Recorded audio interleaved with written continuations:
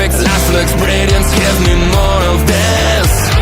I'm out of control, about to blow, and I've been caught in the undertow. So toxic, but I can't get enough. You bury me, bury me. Yeah, you bury me, bury me. You've got me hypnotized. Push me out of myself. You've got me hypnotized. I can see, I can hear, going crazy by the light. It's got me hypnotized.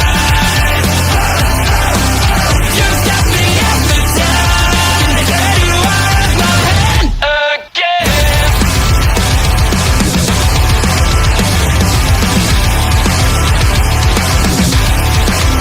Is it wrong? Is it right? It's like I've won my final war without a fight. I'm out of control, about to blow, and I've been caught in the undertow. So toxic, but I can't get enough. You bury me, bury me. I know you bury me, bury me. You've got me hypnotized.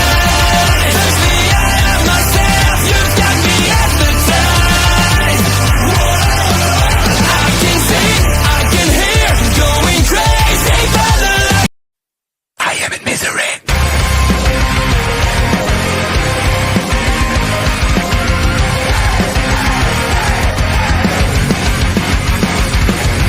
Everyone is watching me when I'm coming around.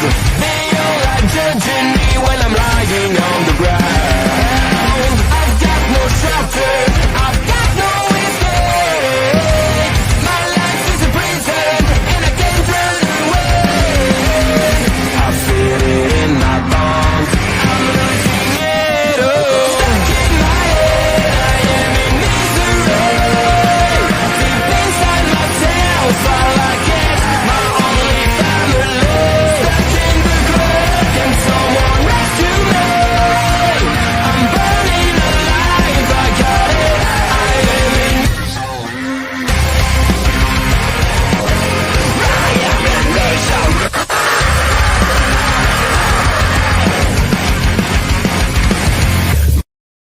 Hello, everyone, and welcome to another edition of Taking Over. I am, of course, OLED Ed Fries, joined, as always, by the queen of our local establishment, the Natural, the Nastral, all the wonderful nicknames, all of them, they're all in there. Hollywood Astrid herself.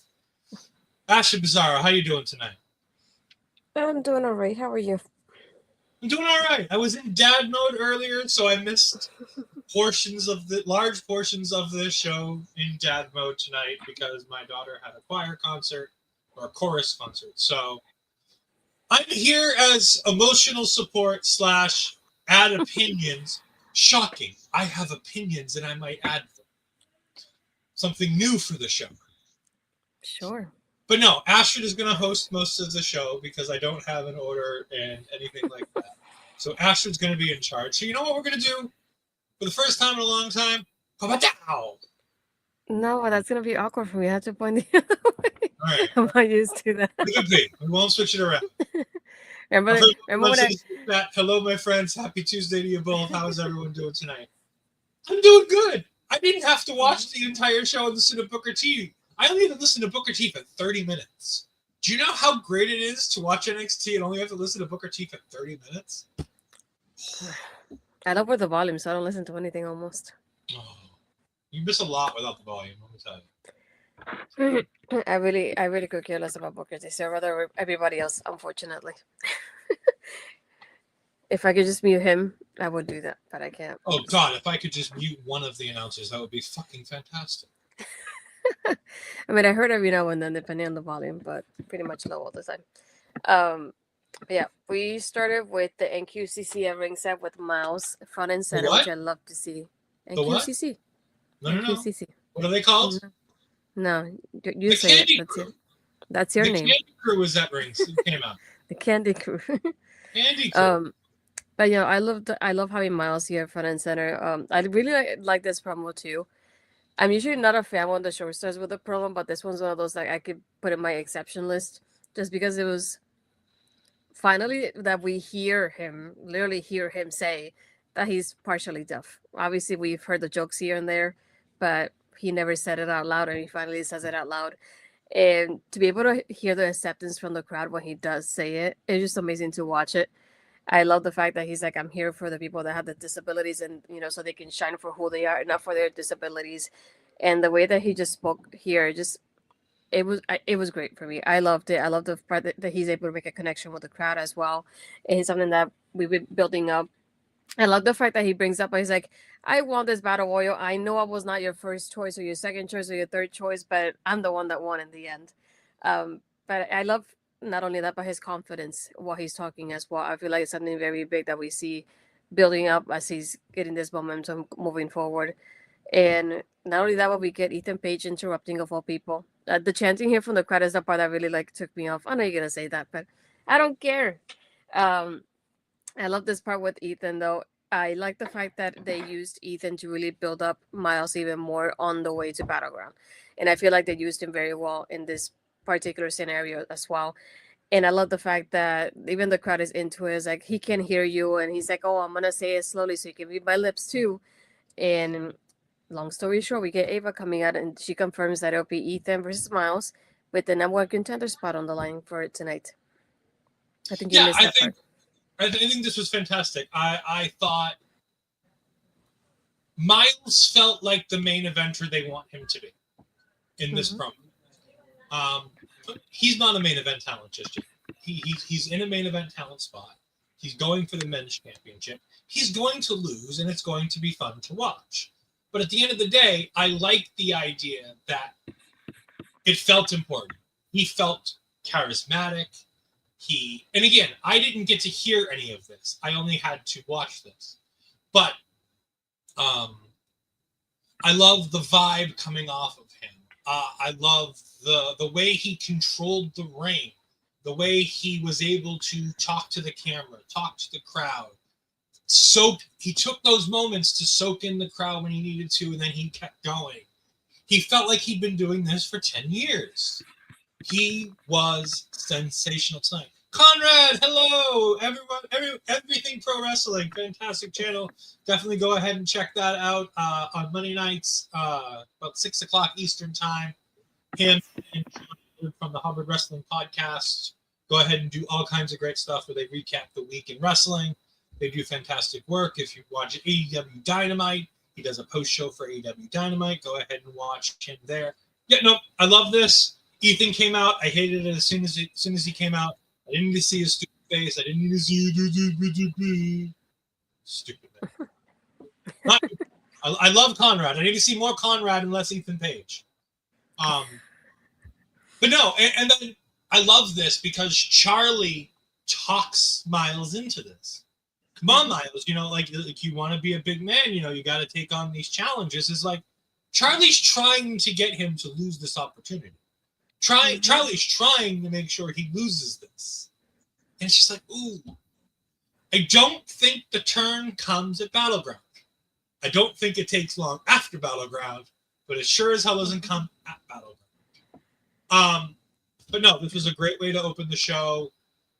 It makes Miles feel important. Even if Miles is a lamb to the slaughter of Oba Femi, the ruler, my baby boy.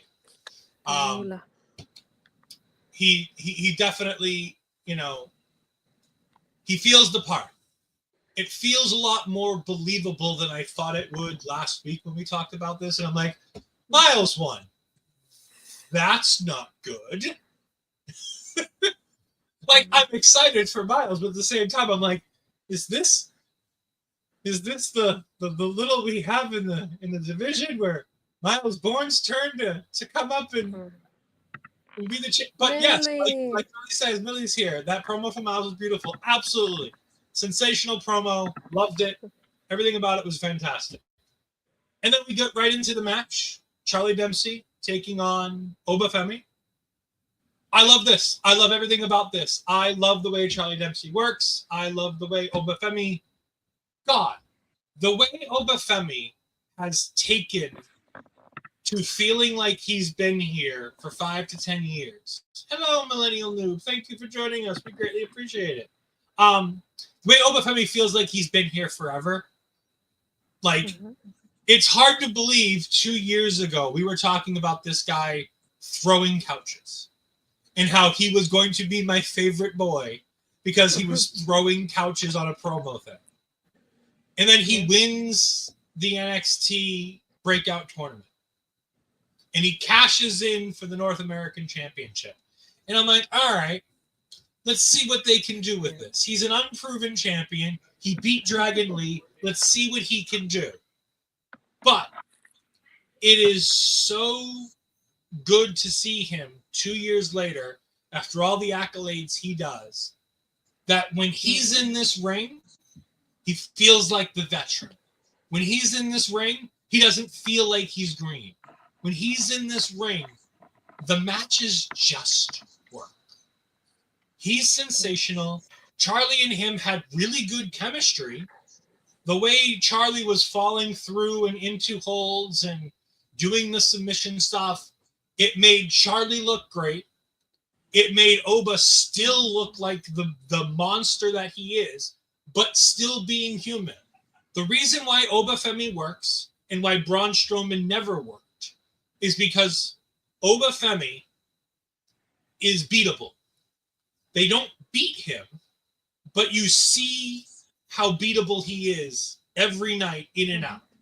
He doesn't just squash guys. He never really squashes people. Typically, it's a hard-fought match where guys get the advantage on him, and at the end of the day, it's a shoulder throw and a fall from grace, and it's a 1, 2, 3. And that was the story here. But it was nice to see Charlie there showing Miles these openings that Oba Femi might have, that he won't have come 2 weeks from now at Battleground Memorial Day weekend, because now we know what those are.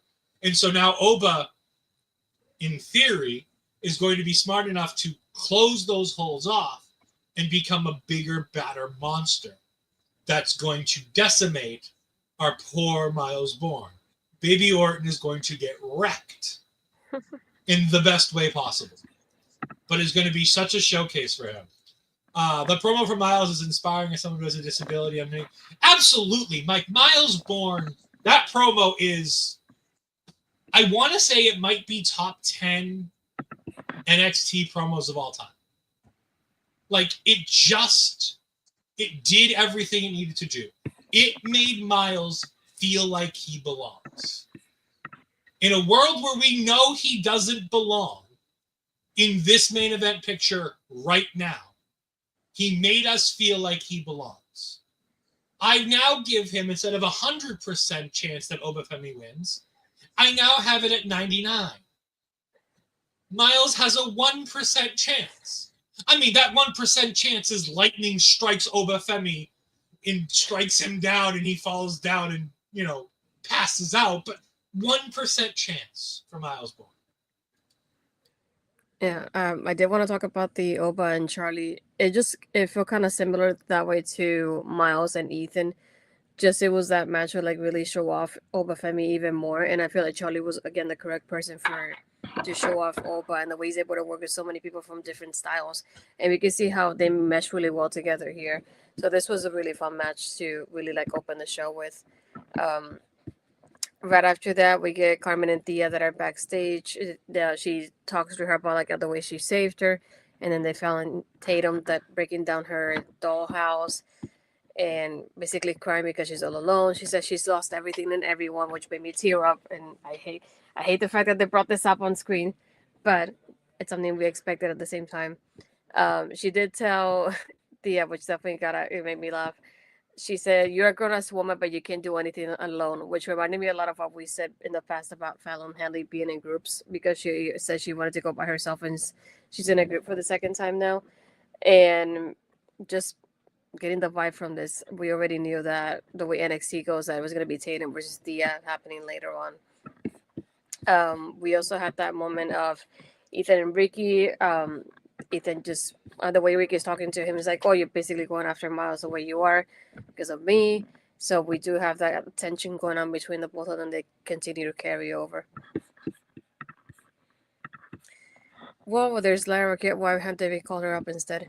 I really don't know. That's a good question. I think she's one of those people that she could be ready to get called up, but most of the call ups happen usually post WrestleMania, maybe post Battleground.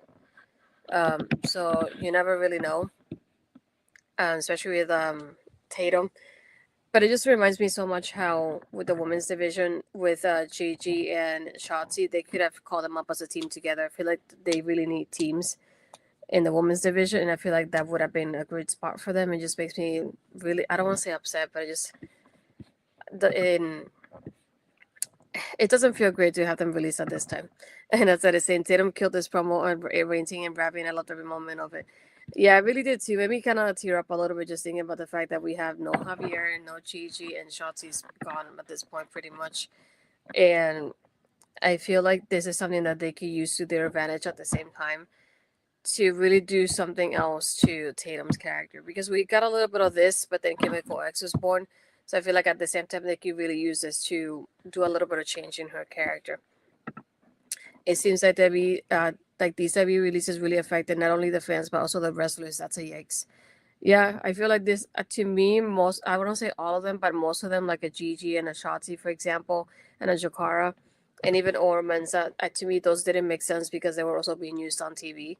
I understand the people that are not being used on TV or they're injured and they feel like they're not progressing. I get that part of it because if obviously you're not making progress, it's going to be hard for you to adjust now to their program and their training. But those people that I feel like were already established characters didn't make sense to me for them to be released. But we're gonna jump into the next part, which was Tony D'Angelo versus Wesley. This came up to from Wesley being in the phone last week, making it seem like it was kind of like Stacks he was talking on the phone to, and the one that told him to try to convince Tony to have this match. What I liked about this more than anything is you could see more of an aggression from Tony. Tony being a little bit more serious when he's coming out to the ring, and he seems a little bit stronger in that kind of way because of what he's feeling right now. And you can see the anger like translating to the way he's wrestling, and I really like that about the character change here. I like the fact that at one point was towards the end that West goes for the cardiac kick and Tony spears him the way he does, and it's something that I liked it and I don't at the same time, because we do get Stacks on screen and he says, "Oh, like it was something that I think Ed and I mentioned last week." And with everything going on with the Rizzo safe house, but thinking about the fact that it's like, how do you put Rizzo in a safe house knowing that Stacks is the underboss and Stacks knows everything about you? So he's gonna know what the safe house is at, unless it's a new one.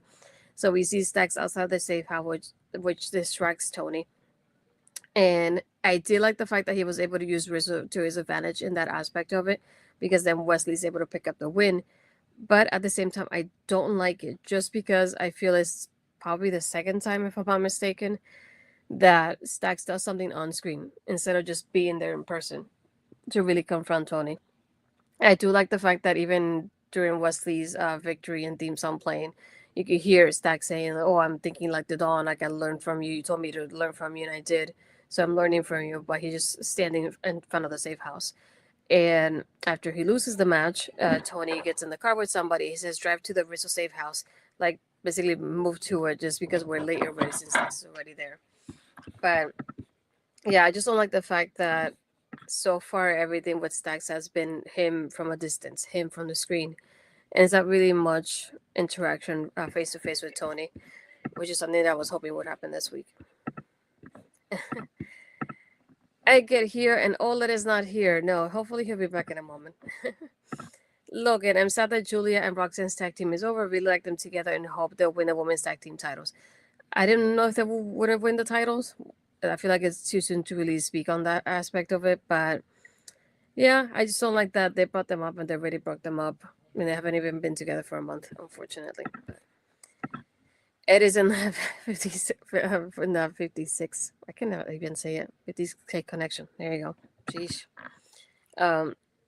No, hopefully he'll be back soon. Let's see if I could get status on it. No, we'll give him a few minutes. But yeah, we'll continue on.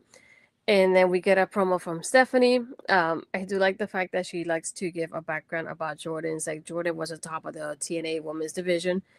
And at the same time, she wants to climb up the women's division here in NXT as well. I love Stacks pulling a Triple H and showing up at the same time. That's why I say I liked it and I don't. I liked it because it shows that he has learned from Tony, but at the same time, I don't like it that he's been basically from a distance ever since everything happened, basically, at this point. But yeah, she talks about the way that Jordan has been climbing up to the women's division and wanting to be to the top where Stephanie is at. And we get JC and Fallon interrupting. Again, just made me think of Gigi when I see JC still. But I like the fact that they both start the promo, but at one point Fallon's talking a little bit more and JC interrupts her. And then basically says, oh yeah, but she beat you for the NXT Women's North American Championship. And at that point, Fallon turns to her and just looks at her and is like, okay. But then she beat Julia for the NXT Women's Championship that same night. I like the fact that you can see the tension between. It's like, basically, why do you have to bring like my loss up when you can bring the other one up as well? And we get Jordan interrupting here too, basically talking about like, and Stephanie even brings up to her, it's like, yeah, you lost the first time and you're going to lose again at Battleground. But because of this, again, just like a little bit earlier, we set up the tag team match, which is the main event. Stephanie Baquer and Jordan Grace versus JC and Fallon. But yeah, I really like this promo exchange between all four of them. I know obviously this is just a way of like, can they coexist kind of storyline that we always sort of get. But I like seeing still like that. I would say that that's still like that tension that we get from Fatal Influence. But Jasmine Nix was not there, which is very surprising to me because she's always there in the background no matter what happens. Did you end up watching that? Jasmine's dealing with her own issues backstage after her and her boyfriend took a trip to Disneyland. What? I thought it was here, Disney World. Land, World, whatever. The one in Florida. Yeah, World. I get it. I know WWE doesn't care about a lot of things, but I guarantee you somebody had a chat with her after that video came out. Because we haven't seen her since that video came out. Just saying. No, we have not. I felt the same way. And you know what? In honor of Gigi Dolan, JC Jane is indeed a fake ass bitch. We don't have that loaded up, so I can't put it out there. But no, I had to upload it. I had to find it and upload it. But no, I liked this, but I don't like the Mutual Appreciation Society from Jordan and Stephanie. It's too much. Like I want there to be a little animosity. I want there to be a little bit of antagonization with Stephanie being like, I didn't have to wait around in the United States for 8 years to get my opportunity in WWE. I traveled the world and they came to me. I didn't have to come to them. Like, I think there's a little bit of niggling that you can do with this. A little bit of prodding, a little bit of poking that Stephanie can do with Jordan Grace being stuck in TNA. And I say stuck. I mean, she was the figurehead of the Knockouts division for almost a decade. But at the same time, like I feel like that's something you can play off of. Where Jordan can go, yeah, I may have been in the United States for, almost a decade, but at least I was the figurehead of my division for those 10 years. What were you doing? Traveling the world, being a mercenary, going from promotion to promotion. I didn't quit and drop 3 titles on the doorstep when I left. Like, I think there's some fun to be had here. But yeah, that's true. Again, they're both baby faces. It's unlikely that we're going to get it. But I think that there's just a little bit more. And again, I know this is me fantasy booking things that WWE would never say on television. But I'm like, it wouldn't hurt to just mention that Stephanie dropped 3. She handed 3 titles over and went down the road to the big arena in Mexico and was like, I'm going to wrestle for WWE this weekend. Like, it's not like she just dropped the titles all nice and neat and walked away. Like, she dropped them on somebody's doorstep and then left in the middle of the night. But even though you're saying fantasy booking, I feel like what you're saying, I'm not saying everything, but maybe a little bit of it, I could see myself Jordan saying. Because Jordan would be that person that would say it out of the 2 baby faces compared to Stephanie. But I did like the fact that there's a way that you can do it that gives respect, but also like kind of takes the shot. So Lord that's why I knows feel like WWE's not against taking a shot at other companies. yeah, and I feel like out of the two of them, I could see it seems more realistic out of Jordan than Stephanie right now, especially. I did like the fact that like she has a connection with the crowd that is so incredible already. I like the fact she couldn't even say TNA in English, and somebody said it behind her, and then she said it and smiled because she remembered the words in English. But then afterwards, she started talking in Spanish because she just I probably in her mind it was so much easier at that point. Shawn Michaels not allowed. No. If there's anything you know from Shawn Michaels in his promos, trust me, there is nothing off limits in NXT when it comes to those promos. As long as him and Triple H think it's fair game, trust me, they'll let them say anything and everything. Because remember, Shawn Michaels is the man who was presented with a letter from the USA Network where he was told, these are the things you're no longer allowed to say on the air. And Shawn Michaels, Triple H, and Vince McMahon sat in the room and go, well, what are we going to do about this? And Shawn goes, can I just read the letter? And Vince goes, what do you mean, read the letter? And he says, can I just read the letter word for word? And he's like, well, that's not going to be fun. He's like, Vince, come on, I'll make it. And they're like, all right, fine. And one night on Raw, it opened the show with Shawn Michaels giving the State of the Union of the WWE, where he literally read the letter from the USA Network saying the words he couldn't say, and they had a fucking ball. And yes, it's a version of the promo that Andre did on Sunday about Philadelphia.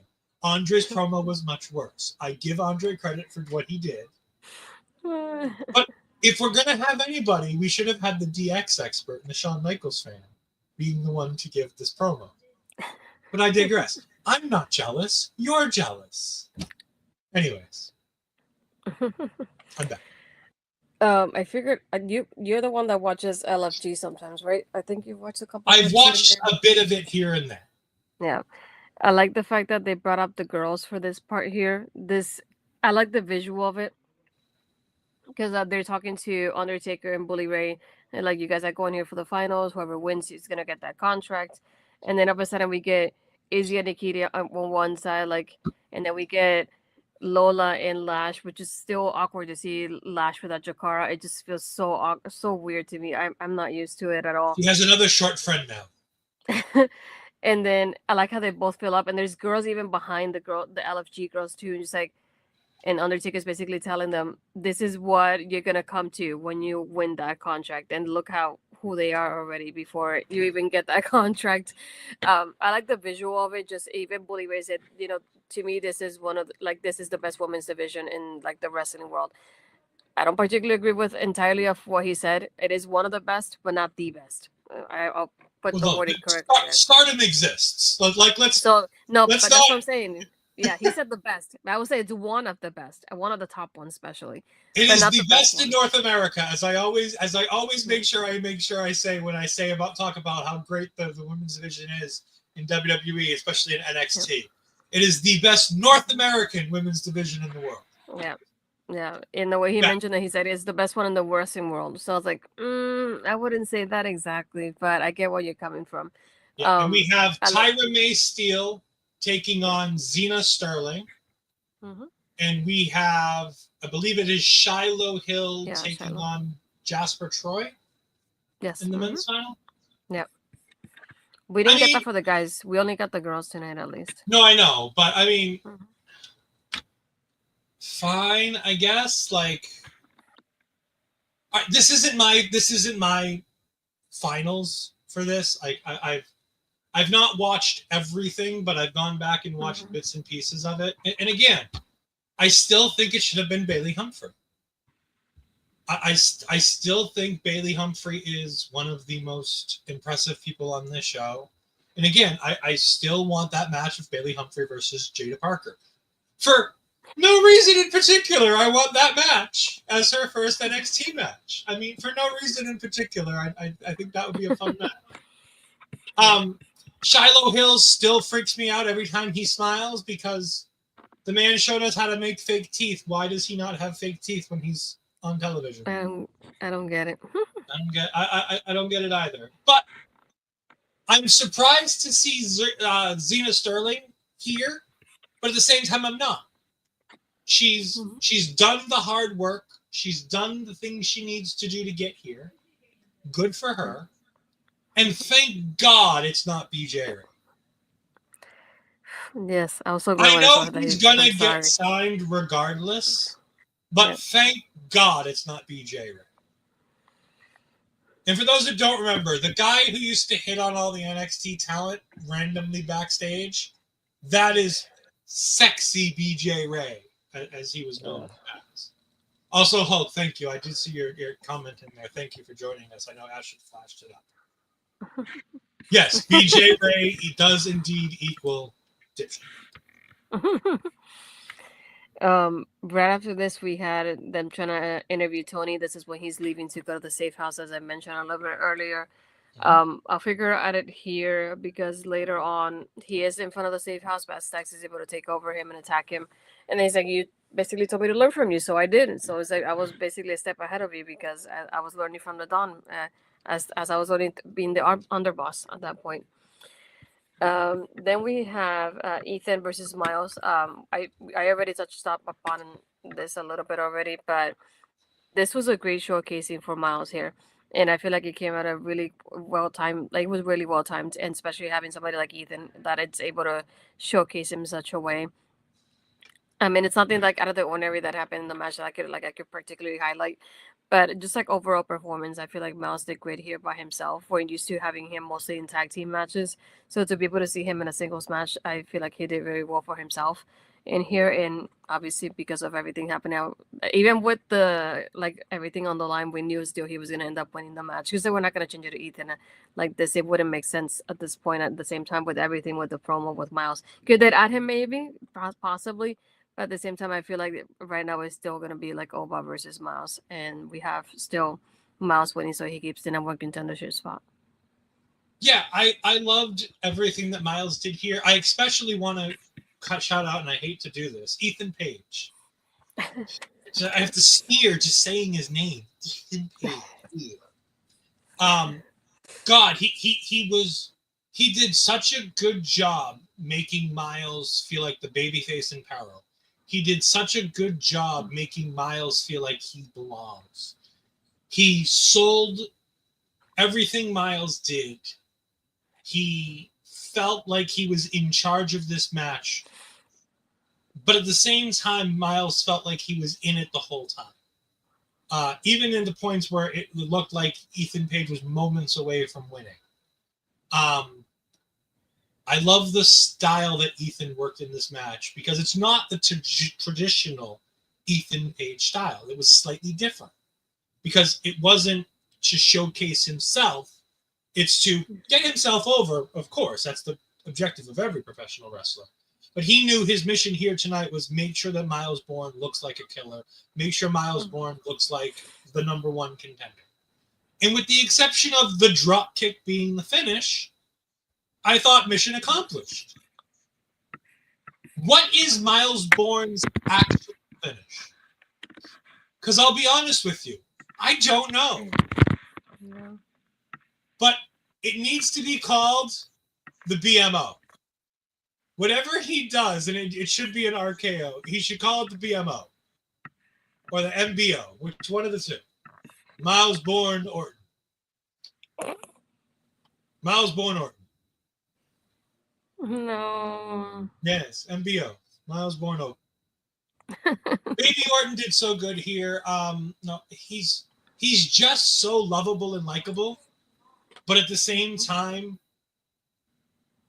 it's funny when you watch him in the ring. It's exactly what he wants. You don't think of a partially deaf professional wrestler. You just see a professional wrestler when he's in the ring. It's not until the moment he opens his mouth that you realize there's something different. And that's the greatness of Miles Bourne.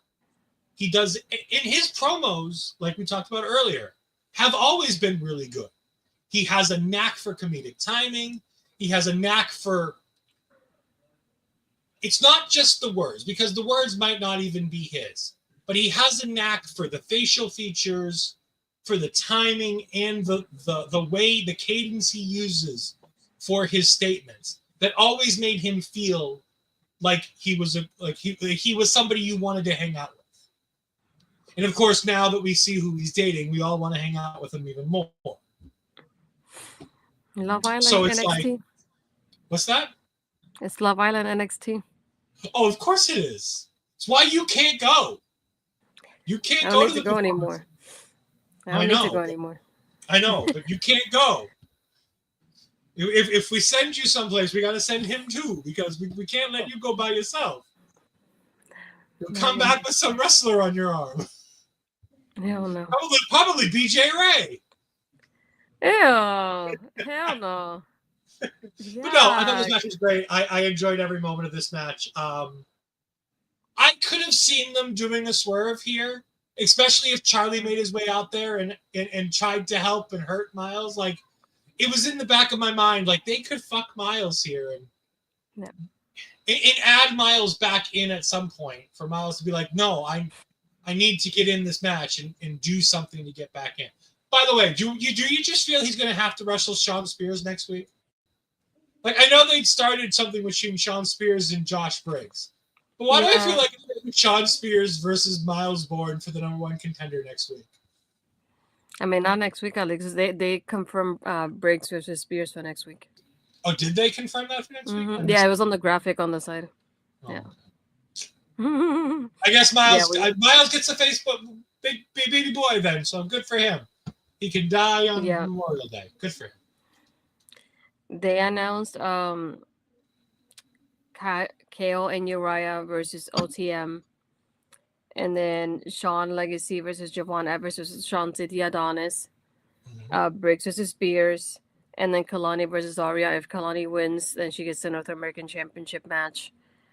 And the Joe Hendry concert and then Trick Williams rap concert, whatever it is, too. Yeah. All of that for next week. But anyway. God, next week's going to be a fucking clusterfuck. Like, there's some good stuff on that show. Like, Kalani versus Zarya. I don't really want to see it again, but it'll be fine. Shawn Spears versus Josh Briggs is going to be a good match. And it's on the... I may not be Kurt Hennig. I may not be perfect. And I may not be a South Texas redneck. But rap is indeed crap. It's not. I actually really enjoy rap music. I don't need rap music on. I've never needed rap music with my wrestling, and unfortunately, I've been born into an era where all of the rap music has been in my wrestling. I mean, we can go all the way back to R&B, Salt and Pepper, if you consider that rap. At WrestleMania 10, the John Cena stuff. All of the rap groups that Vince, for some reason, fell in love with working with. Limp Bizkit, Saliva. I know Saliva is like a rock group, but... Wait. What did I say? The Salt? I wish I could go. I wish I could go back and listen to it. Lawrence Taylor was indeed a mighty good man. I agree. It is one of the most slept-on main events in all of WrestleMania history. Like, it's not that bad. It's a good main event, especially for a celebrity match. No, I mean, rap music is somehow intertwined in WWE history, and for better or for worse. So it is what it is, but I don't need it. I mean, to be honest with you, I don't really need the Joe Hendry concert either. I'd much rather just have a music video like he did on the Indies. I'd much prefer the pre-done music videos that he did as opposed to him pulling up and doing a rock, because they take 30 minutes and they're never funny enough to cover 30 minutes. So it is what it is. But, I mean, next week's going to be What's that? Yeah. I'm trying to go back to hear what you said. Oh, okay. Don't worry about it. Just continue hosting the show. We'll do it later. No. I'm sure it'll be a clip tomorrow on the Ole YouTube channel. So if you want to find out what it is, just go ahead and look tomorrow, because I'm sure Bobby will have it as a clip in the morning. It wasn't me, just so you know. I was not keeping track. Then we have Sean Legacy. He has a promo that they posted on. He posted on social media, but they did it on during the show, and he talks to basically Javon's like, "Do you want to continue on that we magic that we had last week?" He's like, "I'm basically shooting my shot," and then they pan over to Javon watching it in the locker room, and Ashante Diadonis happens to interrupt him. So obviously he had to get in there somehow, some way. I like the fact that even with this, Javon's like, no, like I came from the Indies. This is what I'm used to. And like I want to pay kind of like tribute to that where I came from by doing this match. But I could have done without Ashanti being in this match, to be honest. That's the only thing. I mean, yeah, I could definitely do without Ashante the Adonis being in this match. But I'm very excited to see Sean Legacy getting I was gonna say a singles opportunity. It'll be a triple threat, but getting to show his wares again, because I think Super Sean Legacy, as we all saw last week, has something to be desired. So there's definitely some good stuff coming. So hopefully there's some fun stuff in there. Yeah. This is what the Tony's tax thing in the safe house that I mentioned. Then we jumped over to Thea versus Tatum. Again, this is something kind of similar-ish to what I mentioned with Tony earlier. I like the fact that you see Tatum wrestling, but she's still very emotional about everything, carrying on that emotional aspect of it in the ring. And we do get a good back and forth here. I do like the fact that when it comes to the submission, she doesn't like tap out right away. She goes for the ropes, tries to reverse it, and in the end, she basically starts poking Thea in the eyes, which kind of right in front of the referee. Right? I was like, her finger was like here. Right here. Yeah. I was going to say, if you didn't bring it up, I was going to. She's like touching her right here, and the camera's like right on it. And I'm like, oh no, this is bad camera work. This is really bad. The angle was terrible. The angle was terrible. The angle was perfect. Unfortunately, Tatum wasn't doing what you can't. As much as I wish she just would have poked Thea's eye out, you can't just poke a person's eye out. So, I mean, Tatum had to not do it, but at the same time, it's like I really wish she would have just poked her eye out. Sir. But no, I also love the makeup of like the ruined mascara coming down one side of Tatum's face. Yeah, and I like that her wrestling style was slightly altered tonight. Her entrance was slightly altered from what she everything Tatum did was just a little bit different. Yep. And I think that's great. Yes, releases suck. Yes, releases are bad. The fact that Tatum is the new Black Widow of NXT, poor Tatum, I feel bad for you, honey. But at least they're making it a moment for her. They're giving her the Wesley sink or swim moment. Remember when Zach Wentz got released? And we had a discussion right here on this show about whether or not what they were going to do with Wesley. Are they going to put him in a new tag team? What are they going to do with him? And they gave him the sink or swim of you're going to be a single star now. You're going to have to either sink or swim. And look at Wesley now. Now, yes, he's part of a group now, but he's leading the group. He's not a tag team guy in a group. He's the single star leading two younger tag team guys. Good for him. Good for the High Rise. By the way, cool name. I'm down for it. It's not the greatest name in the world, but it's not nearly as bad as it could have been. That's true. I mean, it's better than that being the budget Street Profits every week. So, Temu.com/wish.com profits. Oh, another part that I was going to bring up here, there was a point very early on in the match too that she kind of puts like Thea's face to her knee. And she completely missed it. And based on the angle, you could see there was no contact whatsoever, not even close to each other. There was a big gap in between the knee and the face. It was like, that really already, like, I went, ah. And then that happened with the poke in the eye. Not only that, but just like the angle in itself, but also seeing the fact that Thea's like selling it like she's in pain when it's just Tatum putting her finger on her like this. And then the referee counting it towards the DQ, so Thea wins in the end. I just went, yeah, it's a disqualification. It's a DQ. I guess what Tatum should have done is one whole hand covers the face, like the eye portion of the face, and then the thumb is on the side pushing in. Because this way you cover it from the camera. So the camera can't like we didn't learn from Seth Rollins and Aleister Black and Rey Mysterio about how bad it is to try to poke people's eye out. We're going to do it again. Mind you, at least Alistair 5 years later is still selling the fact that his eye's all fucked up. So good for him, continuity. But I mean, it was fine. Like I said, I'm just glad that they're still giving Tatum a chance. Yep. So good on them. Let's see what they can do. At least they have something in mind for Tatum. She's not just going to get carted aside, pushed to the side, and eventually released in the next power to release it. Not that I want anybody to be released again, but we know there are going to be more releases at some point. And if you fail this sink or swim moment, your name goes to the top of that release list. So but after this, we had somebody I was unexpected. We had Jada backstage. She's watching the whole match and is basically laughing at that point. And then there's Zol and Zarya in the background. Kalani comes in and she's like, basically, I don't want to hear any of this bitching, so I'm leaving. I'm like, great, because I didn't want you here anyway. So it was great timing. But I like the fact that Kalani again is like, hey, I like what she brought up to the conversation, because she just tells Zarya, you won because you speared me in the barricade. It's like, was it that, or was it the fact that Soul like caught me that you didn't like? And the way she brought it up to her son is so funny. It's like, was that the part that you didn't like, hence why you decided to spear me? It's like, once again, it's like, I want to face you. If I win, then I get the shot at the NXT Women's North American. So they agreed to that for next week. Obviously, we had to go home. Soul agreed to it, and Zarya's like, what the fuck, lady?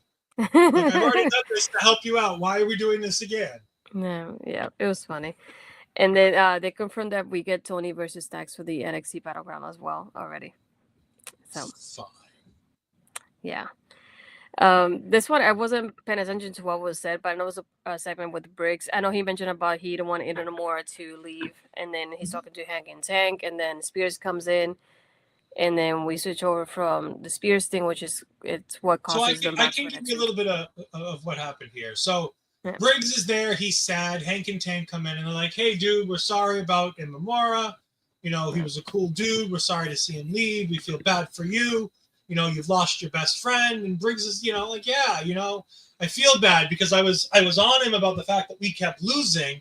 But like, I didn't want him to go. I wanted us to win. I wanted to try to, you know, pump him up and get him going. And you know, he took it the wrong way and now he's gone. And Sean Spears comes in. He's like, oh, your best friend is gone.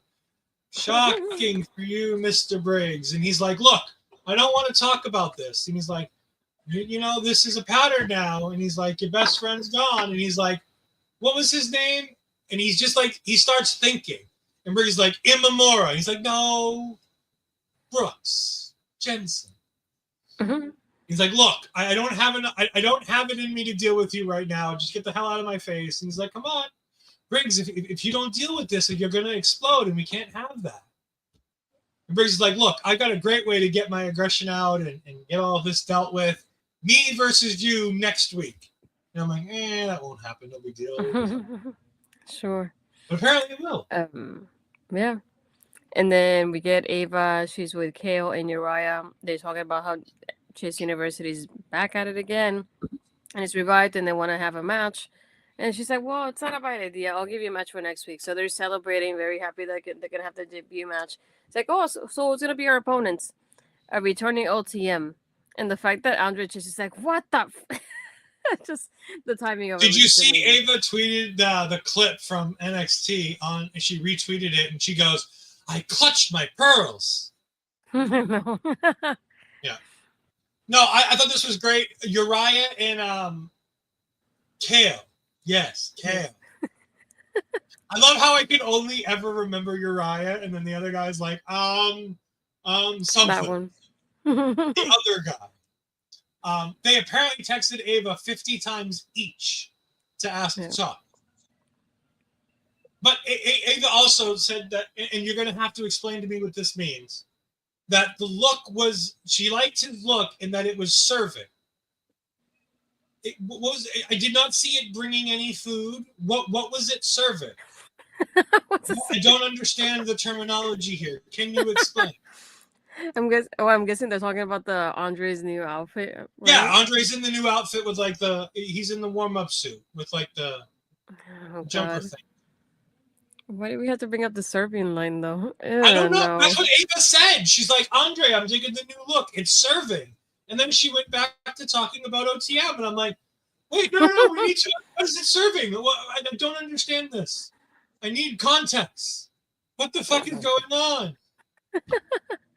He's Explain a waiter, to me. so he's serving.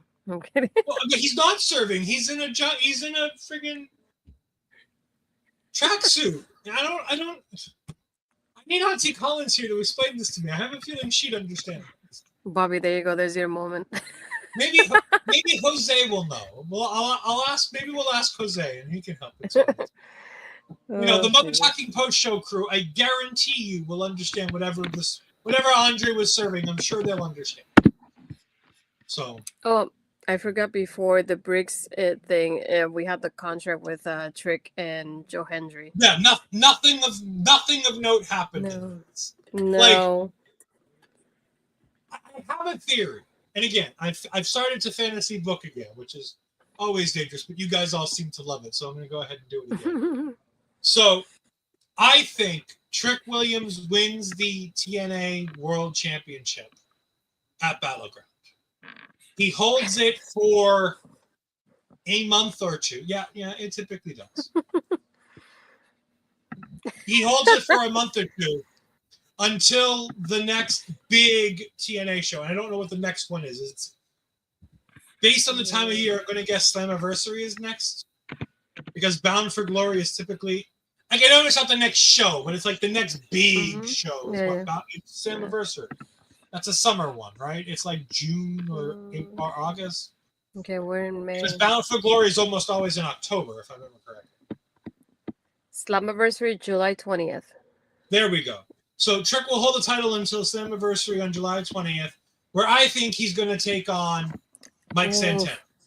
And it's in New York, so definitely Santana has to win this. And I think if Santana wins the TNA Championship back at Slammiversary in New York, in front of his people, and it's that crowning moment for Santana. Because you can't go from Hendry to Santana. You got to go from babyface to heel to babyface. And I don't think there's anybody in TNA that really fits that mold. But I think Trick Williams fits that mold perfectly. Plus, it takes Trick away from NXT and puts him on TNA for a couple months to cool him off, to let him go away, so that once he's done doing that, he can come work with Mello on the main roster when they kick the shit out of Mike The Miz, and Mello and Trick get back to him. Trick Mello Gang takes over the SmackDown Tag Team division. Ashley doesn't care. She heard Mike Santana wins championship, and that's all. That's when she stopped. I was gonna say, I saw New York, and I just see the crowning moment in my mind, and I'm sold on it. So that's all that matters. I can see Santana. Does that mean? Does that mean I get to play this? I'm right! I'm right! I'm in the right! If it happens, yes. I'm going to play that again if Trick wins the match at Battleground. Then we get to Trick Williams versus Joe Hendry. I'm right! I'm right! By the way, we have two fantastic special guests for the Battleground post show. I have to have been right since then. I wasn't even born in 1975. See, look, even Hulk agrees it's good booking for Trick. Something that. Yeah, the last part that happened after this would have been the main event. So Stephanie and Jordan versus Fatal Influence. This is another one that was fine and nothing out of the ordinary happened here. I do like the points of like when Fatal Influence was in control there. That spinebuster though that Jordan did to JC, oof, that looked really nice too.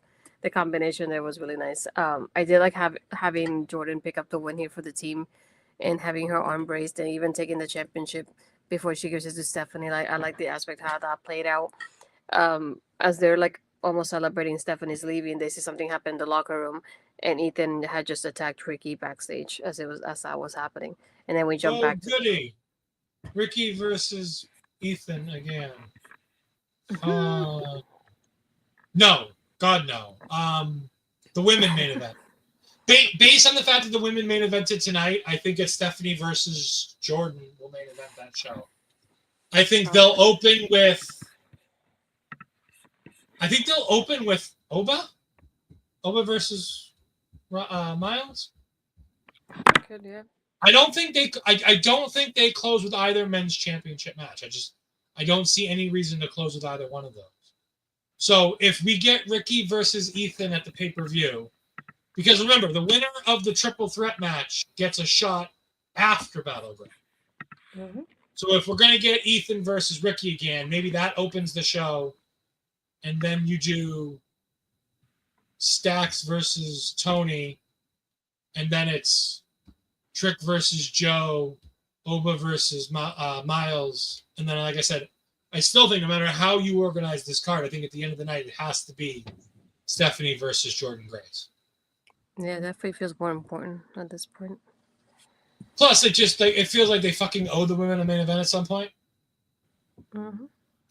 Oh yeah. I mean, how many times did fucking Oba Femi and Trick Williams somehow conveniently get that main event match away from the women during that Roxanne period?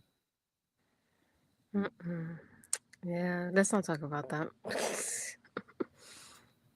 Stephanie and Jordan Grace versus main event if Will Ospreay and Hangman main event at Double. I'll be honest with you, I don't think WWE gives a shit what's main eventing Double or Nothing. Because remember, the Double or Nothing main event will be happening after we're done our post show. We're having 4 people on a post show, and it'll be done. It won't even start until we're done. And by the way, the post show is going to be great. The besties are taking over. For those that don't know, that is Amanda Savage and DC Hendricks, our lovely friends from over at bodyslam.net. Make sure that you watch their content every week after you're done watching Taking Over. Go back and watch their content. They are fantastic people whom we both adore. We've had them on separately. I thought now was the time to have them on together. So I decided to book for once. So I know, but still Astrid's beating heart. I did some booking. Very lazily, right? But I did do some booking. I sent a Twitter DM to a bunch of people, and they were like, yeah, let's do it. I'm like, all right, cool. But no, we love these guys. They do fantastic work. They're our friends. We'd have them on more if we didn't both cover the exact same stuff all the time. Yeah. Unfortunately, that's the only downfall. But Astrid, you've had some stuff going on the last week or so. Tell the good people what they can see from you this last week or so. Well, I did a review of the movie Queen of the Ring with Mel. It's on my YouTube channel. And I know Bobby and I released, I believe it was Drop was the second one, if I'm not mistaken. Yep, Drop released last Friday. Yeah, we had last Friday was Drop, and then you did Ladies Wrestling Showcase with the Queen of the Ring movie. Yeah, so we did the review for Drop and for Companion, so that those are both on my YouTube channel there as well. Hopefully more stuff with Ladies Wrestling Showcase coming up soon, now that Mel has more time. So keep encouraging her. Other than that, I think the next one we'll be recording this week. So hopefully between next week and we'll definitely have more killer cuts happening. We'll be talking about Sinners, so that'll be one of the cool ones that we're expecting this coming up soon. For me, other than that, you can find me my Twitter Blue Sky is Astrid Pizarro, my Instagram and Threads is Astrid Pizarro 20, and you can find me on my YouTube channel. You can hit subscribe and hit the like button on the videos, and click on the bell to be notified as well. And of course, you can see Astrid, Mel, Bobby, and Auntie Collins on Love Your Health, which will be airing, I believe, this Saturday. Correct? Yes. I think it's is it 4 or 3? I keep forgetting what time. I think it's 4 o'clock. I think it was 4 too, but I'm gonna double check. You can find me on Twitter and Blue Skies at EdFries12584. You can find me on Twitch at twitch.tv/EdFries2002. We've got some MCU Rebound episodes coming up. I believe next Wednesday we'll be back again with the first of the MCU Rebounds. We also found out that it's going to be a 3-episode premiere of Ironheart on June 24th. Which is scary considering there are 6 episodes total and they're dropping 3 of them on one night. Oh boy. I don't think they have high hopes for Ironheart. I have high hopes for Ironheart. I'm hoping it's going to be great. We get the trailer tomorrow, so hopefully I can get a hold of Andre we can do a trailer review if Peggy will let us.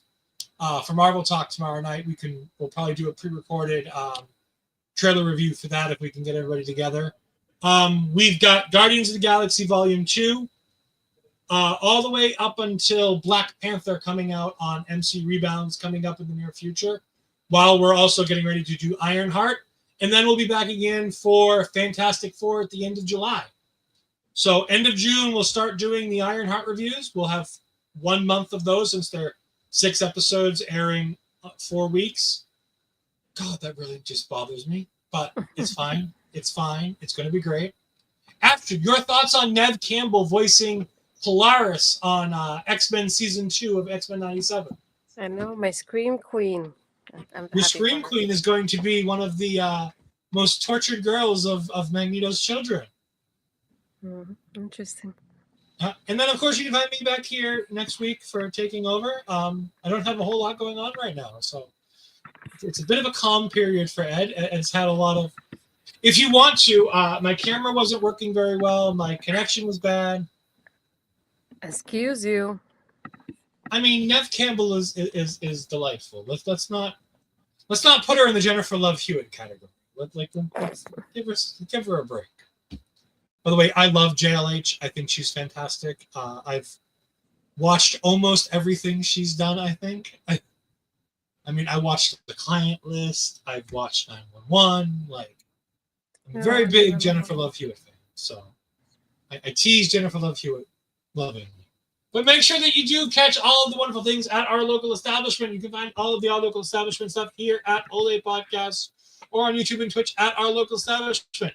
Find out what we've got going on this week. We're going to go ahead and play the calendar, and then we're going to get on out of here. So thank you very much for joining us. I greatly appreciate it. That has been Asher Bizarro.